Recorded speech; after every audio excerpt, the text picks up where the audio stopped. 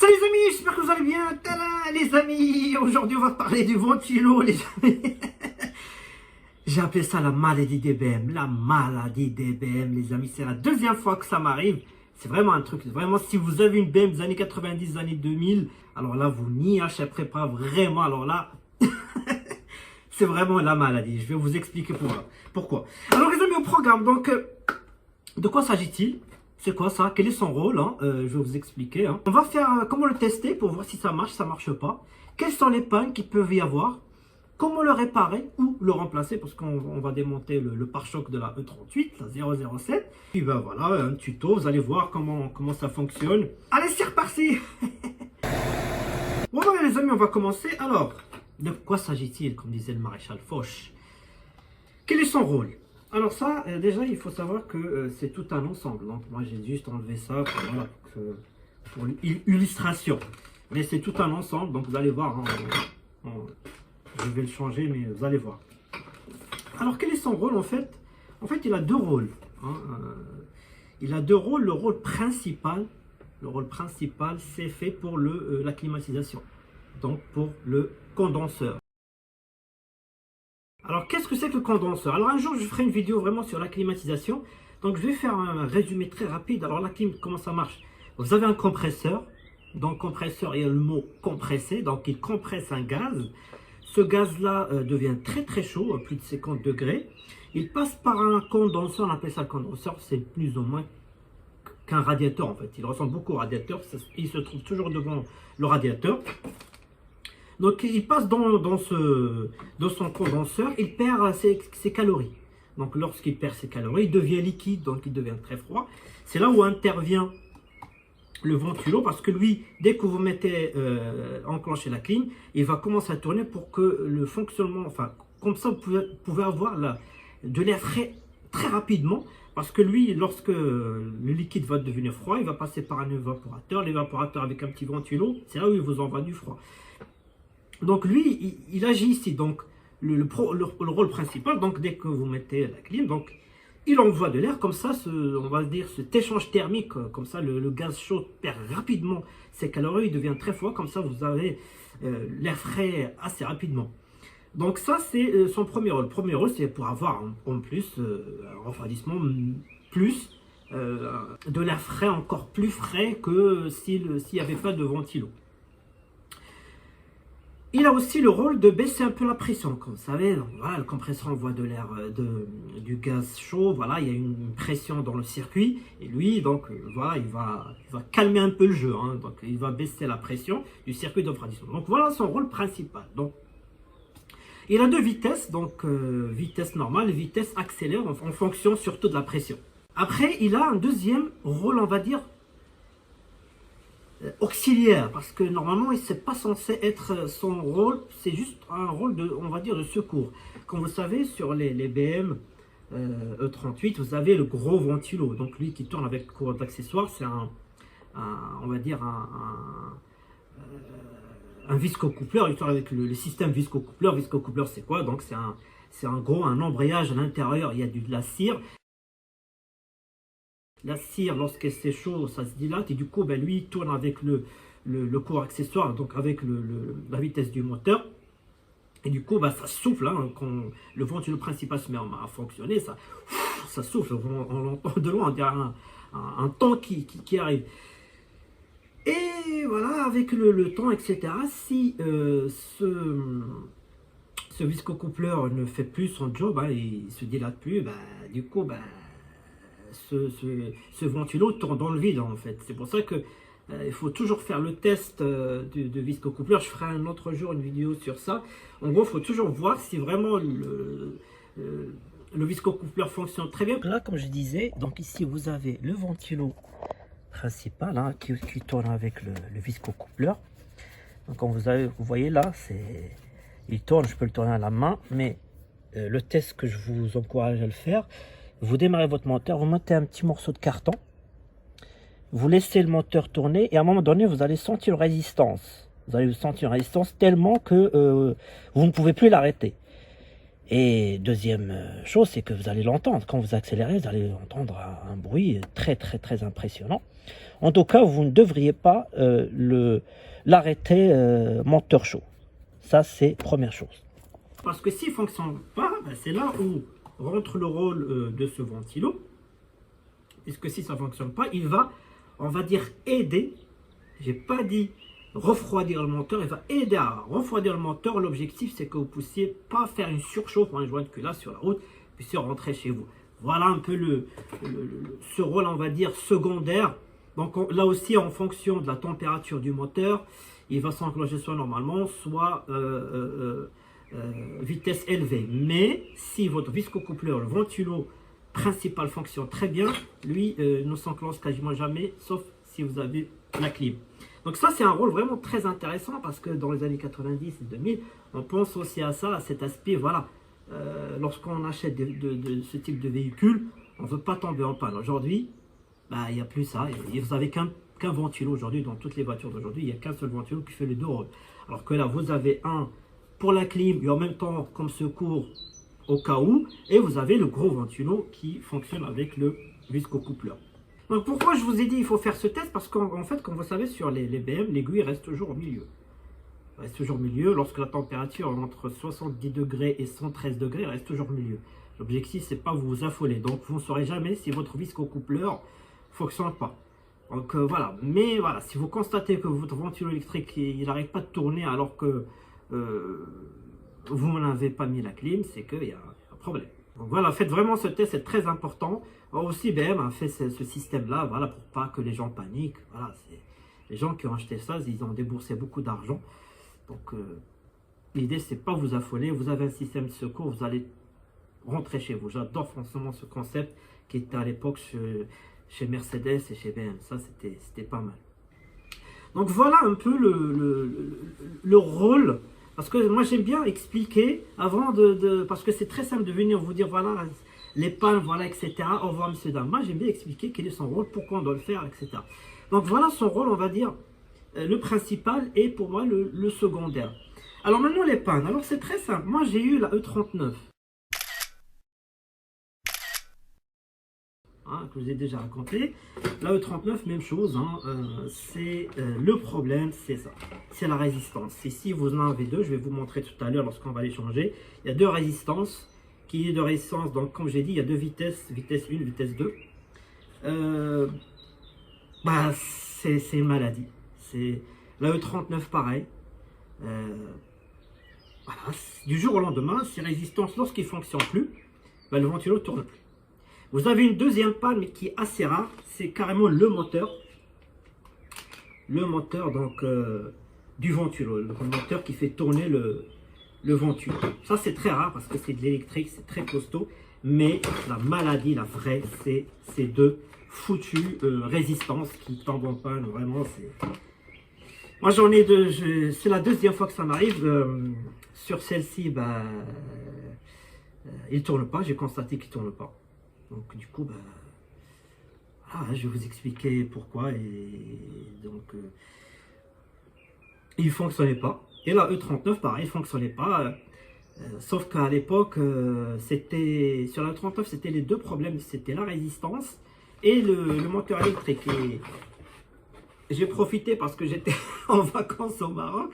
Et là-bas, c'est incroyable. On a encore des gens qui ont encore des petits mécanos, hein, des petits mécanos du coin, qui s'est bricolé, qui s'est réparé. C'est-à-dire... c'est pas comme on fait aujourd'hui, c'est-à-dire, vous avez tout ça, ça fonctionne pas, on va le jeter, on va acheter un autre. Là-bas, tout se répare. C'est vraiment, là, c'est de la vraie écologie, hein. Tout se répare. Hein. Alors là, ils m'ont réparé la résistance et le moteur électrique. Ils l'ont démonté, ils l'ont changé. Ils l'ont réparé.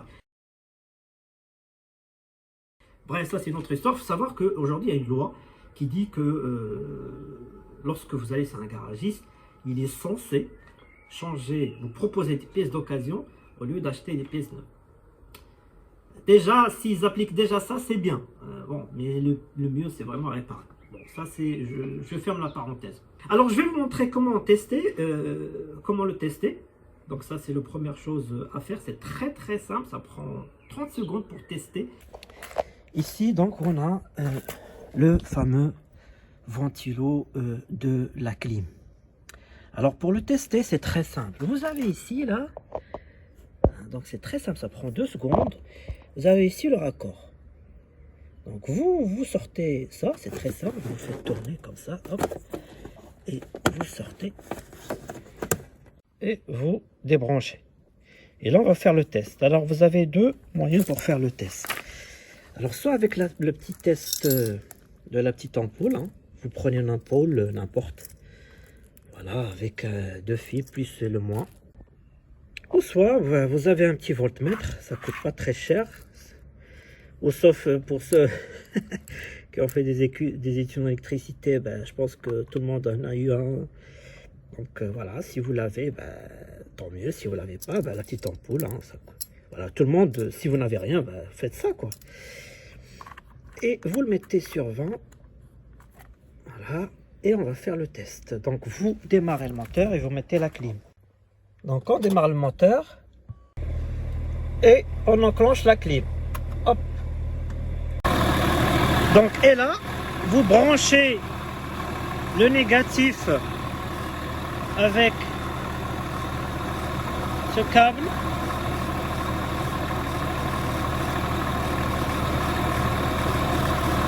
Et le positif avec celui-là. Voilà. Donc pas avec le vert, pas avec le noir. Avec le brun comme ça et l'autre brun noir. Voilà. Les deux là.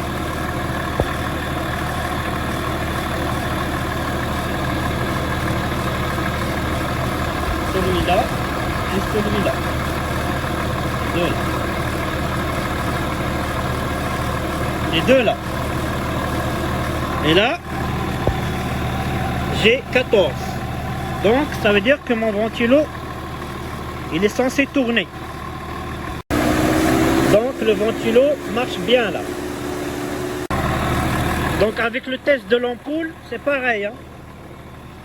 Voilà, même principe. Voilà. Hop. Alors, maintenant que vous avez fait le test, et que si vraiment vous avez 0 là, et votre ampoule ne s'allume pas, alors là c'est un autre problème. Ce n'est pas votre ventilo ni votre résistance. Là, il faut aller remonter un petit peu. Donc il y a 2 possibilités. Donc soit vous vérifiez vos fusibles. Très important, vous vérifier vos fusibles. Il y a aussi sur certaines BM, et normalement, moi je l'ai pas, j'ai vérifié, je n'ai pas ces gros fusibles. Ici vous avez normalement 2 fusibles rouges.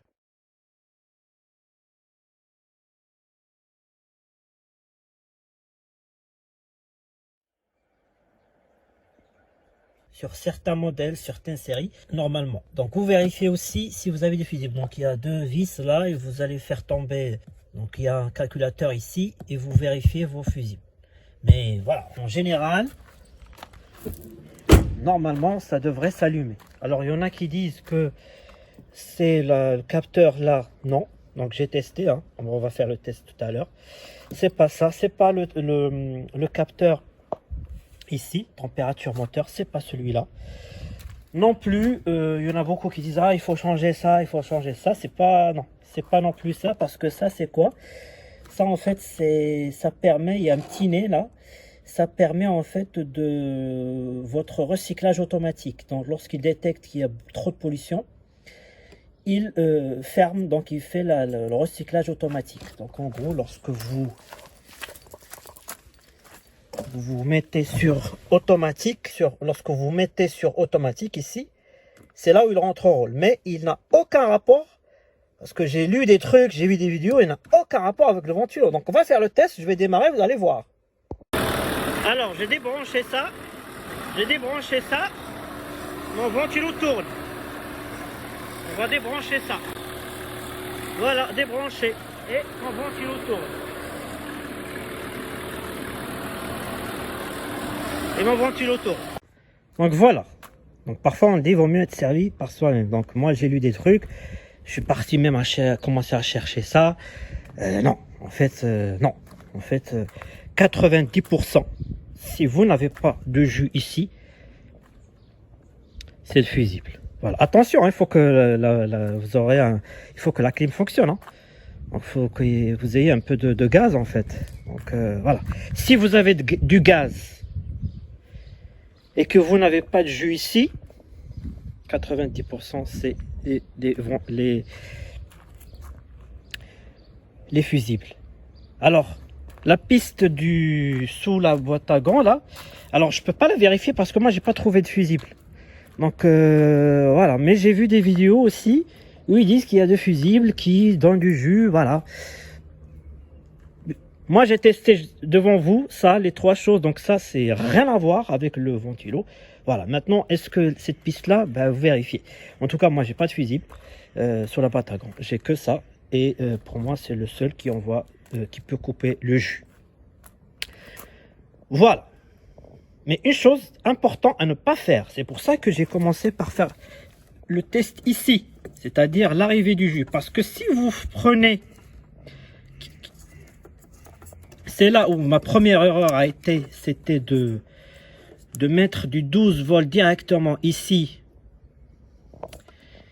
pour voir si ça fonctionne. Ça, c'est la première erreur que font beaucoup de BMistes. C'est-à-dire, bah, ils branchent les 12 volts ici. Et ils voient que ça fonctionne pas. Ils disent, ah, donc du coup, bah, en fait, j'ai pas de jus qui arrive. Donc du coup, bah, ils partent dans les trucs, à changer les capteurs par-ci, changer le capteur par-là. Et ils deviennent fous, en fait. Bah, ça m'est arrivé aussi. Donc voilà. Donc maintenant, je vais vous laisser avec le tuto de changement de la résistance. Et on va finir avec comment le réparer. Ah bon, pour le réparer, c'est très simple. Vous changez les résistances. Alors, vous changez les résistances, les deux là. Ça se vend. Je vais vous montrer, de toute façon, on va les faire ensemble. Ça se vend à part. Donc, vous pouvez, au lieu de tout changer, vous pouvez acheter que la résistance. Les deux, vous les changez. Voilà, bah, soit si vraiment les deux ça fonctionne pas et que bah, vous n'avez personne pour vous réparer, bah, vous changez tout. Voilà. Alors il y a tendance aujourd'hui à trouver un docase et le remplacer tout, ou soit vous avez l'opportunité de changer les résistances. C'est environ 60 € les résistances. Voilà, on peut aujourd'hui trouver des ventilos d'occasion pas cher, mais bon, c'est à vous de voir, chacun fait ce qu'il veut. Moi, j'avais changé l'ensemble parce que j'en avais un, j'avais avec moi quand j'achète des voitures comme ça, je fais toujours mon petit stock de pièces. Donc j'avais un ventilo complet, donc je l'ai mis et ce qui s'est passé, ben, ça a cramé de suite. Je vais vous montrer la vidéo. Donc, j'installe, j'enlève celui-là pour changer les résistances tranquillement. Comme ça, j'aurai une pièce de rechange au cas où, parce que je savais très bien que c'est une maladie. Donc, je sais qu'il me fallait un de côté au cas où. Donc, ça, c'est celui qui était d'origine. Je remplace par un tout neuf, vraiment tout neuf, d'origine aussi. Il a cramé.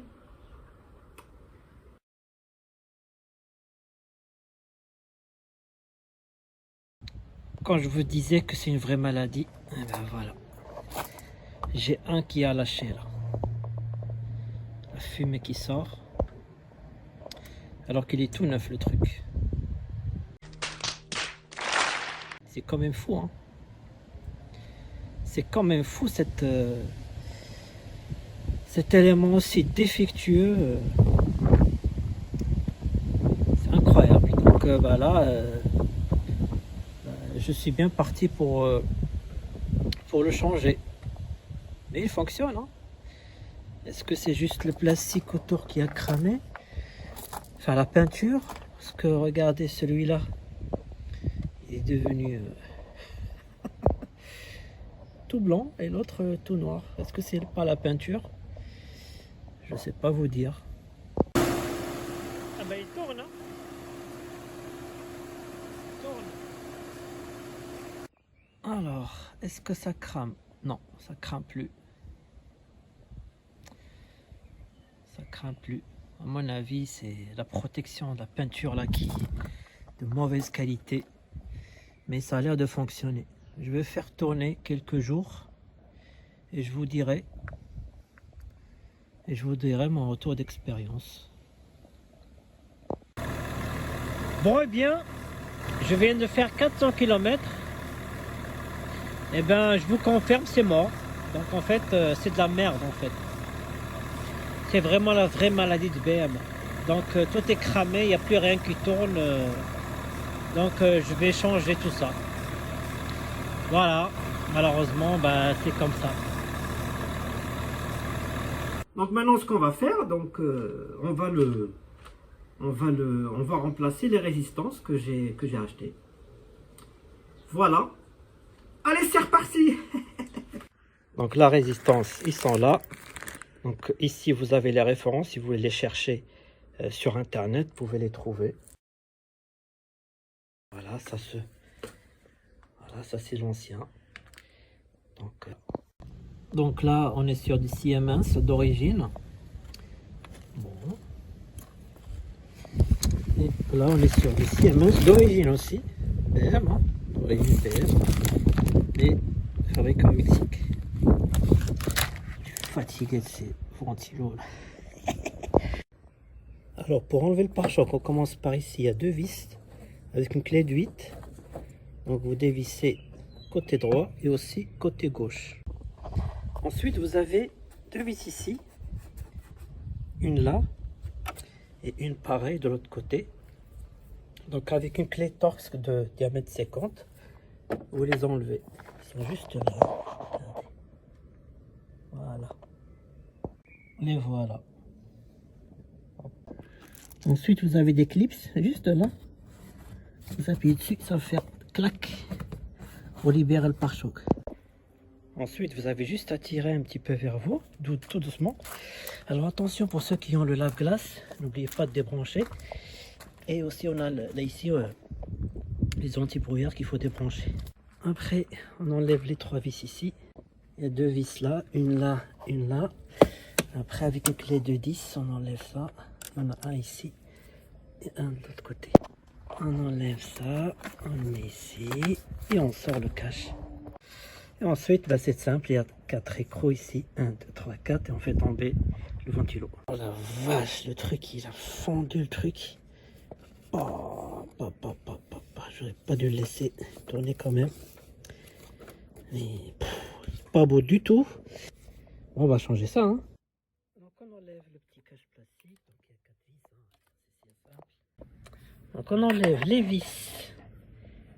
Les résistances, les vis là, des deux côtés. Donc on enlève le petit riselon là. On enlève aussi la première résistance qui a fondu. Donc j'ai enlevé donc la première résistance. Maintenant il y a juste à aller relâcher donc la deuxième résistance, juste en sortant les branches comme ici là. Donc vous suivez hein. Après vous remettez les broches qui vont bien. Voilà. Donc attention au branchement, quand vous enlevez le noir, il faut remettre un noir. Hein. De toute façon, vous ne pouvez pas vous tromper. Donc, c'est les mêmes couleurs. Donc, noir, rouge. Et l'autre, c'est du noir pur. Voilà. Pour ne pas vous tromper. Et voilà. Donc, on retire ça du câble et on remet les autres proprement. Petit canard, petit canard. Venez voir dans ma galère. Arrêtez de fouiner dans mon matériel, j'ai rien à vous donner là. La prochaine fois, promis, franchement, j'étais venu à l'improviste. La prochaine fois, je vous ramènerai des petits trucs à manger. Trop marrant. Il m'aime bien. Ça y est, vous êtes parti. Oh, la prochaine fois, boudez pas. Ensuite, on remet donc le branchement et on met une gaine. Bon. J'ai mis un petit peu de riselant pour que Ça sert bien parce que les riselants, c'est la vie. Et comme vous savez, c'est un truc qui vibre beaucoup, etc. Donc, il faut bien le fixer, le truc. Moi, j'adore utiliser les riselants. Les riselants, c'est la vie, les amis. C'est la vie, les riselants. Bon, les amis, mauvaise surprise. Les petites vis, là, ça, c'était avec ça, c'était bien. Mais ils sont trop petits pour les nouvelles résistances. Du coup, j'ai dépanné avec des riselants, parce que j'en ai pas dans mon garage, j'en ai pas trouvé. En attendant, mais je vous ai dit, hein, les riselants, ça te sauve la vie. C'est bien fixe là, hein, ça bouge pas du tout. C'est bien fixe, ça dépanne. En attendant de trouver des petites vis. Voilà, donc on fixe et après, on fait tout à l'inverse, quoi. Donc avant de tout monter, on fait un petit test. Allez. Ah, ben voilà. Et ben voilà. Voilà. Bon, il y a tout qu'à remonter, hein. Alors il y en a qui vont se poser la question, est-ce que je risque de rouler avec mon ventilo qui fonctionne pas, est-ce que je risque quelque chose? Oui et non, enfin en gros il y a une sécurité quand même, hein, parce que c'est bien foutu quand même. S'il y a trop de pression dans la clim, il va couper la clim, voilà, vous n'aurez pas de clim, voilà, parce que votre ventilo ne fonctionne pas, donc ne baisse pas la pression, donc il va couper la clim. Deuxième chose, vous n'aurez pas une clim instantanée, donc c'est-à-dire lorsque vous appuyez sur le bouton, vous n'aurez pas de clim tout de suite. Et vous n'aurez pas aussi non plus une clim bien fraîche, normale, comme on aime qu'elle soit bien fraîche, surtout lorsqu'il fait très chaud. Voilà, vous n'aurez pas une clim normale, on va dire. Mais voilà, il n'y a pas de risque. Maintenant, il y a le risque, effectivement, si votre visco-coupleur, donc voilà, le gros ventilo fonctionne pas et que ça fonctionne pas, là par contre, voilà, il y aura une surchauffe, ça c'est clair, surtout s'il fait très chaud, parce que là votre moteur n'a aucun moyen de refroidir. Voilà en gros. J'ai vu aussi qu'il y en a beaucoup qui enlèvent ça ou qui les collent comme ça. Ça sert absolument à rien. Franchement, ça sert absolument à rien. Ils disent que voilà, si on le met tous comme ça va refroidir mieux, l'air passera mieux. Non, ça sert absolument à rien. C'est un truc, dès que vous roulez un tout petit peu, ça se met comme ça. Non, franchement, ça sert à rien. Surtout à chaud, le moteur, enfin surtout à froid. Lorsqu'il fait très froid, vaut mieux ne pas qu'elle soit ouverte. Hein. Vaut mieux que le moteur chauffe vite. Non, ça sert absolument à rien. Touchez pas à ça, laissez-les comme ça d'origine. Les ingénieurs ont bossé comme ça. Hein. Donc ils sont pas cons quand même, les ingénieurs. Donc s'ils l'ont mis comme ça, c'est qu'il y a une raison. C'est rien de les modifier ni de les fixer comme ça. Et ben voilà, le ventilo fonctionne, la clim fonctionne, les anti-brouillards c'est bon. Et ben maintenant il n'y a plus qu'à profiter de la bonne clim bien fraîche. Et ben voilà, maintenant il n'y a plus qu'à profiter de la bonne clim bien fraîche. Bon, ça tourne toujours bien. Quand je coupe la clim, il se coupe, c'est bien. Bon, ce que je vous propose, c'est que je vais encore rouler un petit peu avec, histoire de voir si tout se passe bien. De toute façon, il faut surveiller ça, hein. Comme j'ai dit, c'est une maladie. Et puis, si je reviens pas, ça veut dire que tout s'est bien passé. Allez, à bientôt 007. Bon les amis, j'espère que cette vidéo vous a plu. Je vous dis à très bientôt pour des nouvelles vidéos, nouvelles aventures. Allez, salut. Salut 007.